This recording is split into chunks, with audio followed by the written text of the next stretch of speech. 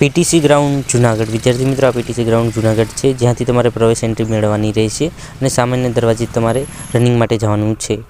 અને આ રીતના આ જગ્યા છે, ત્યાંથી તમારે બેસવાનું છે. સવારે 6 વાગ્યે, 7 વાગ્યે અને અલગ 8 વાગ્યાનો સમય છે તે પ્રમાણે. તો વિદ્યાર્થી મિત્રો, સામેના ગ્રાઉન્ડમાં બેસાડવામાં આવશે. ત્યાંથી તમને સામેના એટલે કે ફિઝિકલ માટે બોલાવવામાં આવશે, દોડ માટે. તો વિદ્યાર્થી મિત્રો, સામે ત્યાં હોસ્ટેલ બાજુ જાય છે, ત્યાં તમારે રહેવા જમવાની સુવિધા આપશે. જમવાની સુવિધા રાત્રે જ માત્ર છે.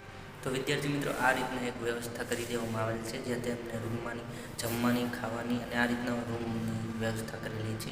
તો અહીંયાથી તમારે બેડ છે તે બહારથી લેવાનું છે 10 રૂપિયા દઈને, અને આ રીતના તમને એક પલંગ આપી દેવામાં આવશે.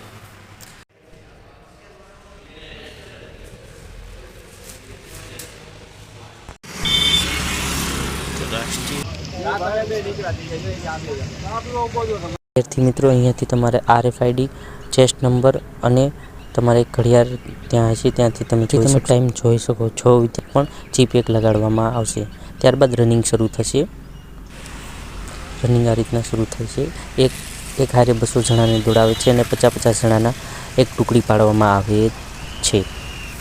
રનિંગ પૂરું થઈ ગયા બાદ અહીંયાથી તમને બેસાડવામાં આવશે અને જે વિદ્યાર્થીઓ પાસ થયેલા છે તેનું અહીંયાથી લિસ્ટ આપવામાં આવશે. જે ફેલ થયા છે તેમની પાસેથી ચેસ્ટ નંબર લઈ લેવામાં આવશે અને જે પાસ થયા છે તેને હાઇટ અને છાતી માપવામાં આવશે.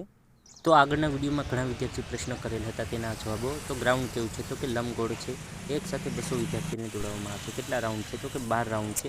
416 મીટરનું રાઉન્ડ છે. રહેવાની સગવડ છે, હા. રૂમ આપેલ છે. જમવાની, હા, રાતે જમવા આપશે. તો વિદ્યાર્થી મિત્રો, વહેલા જાઓ તો વહેલા વારો આવશે. અને સવારમાં કેટલા વાગ્યાથી ગ્રાઉન્ડ શરૂ થાય છે? તો કે 6 વાગ્યાથી. ઘણા લોકો 5 વાગ્યાથી બેઠા હોય તો ત્યારે તેને 6 વાગે વારો આવે છે, 6:15.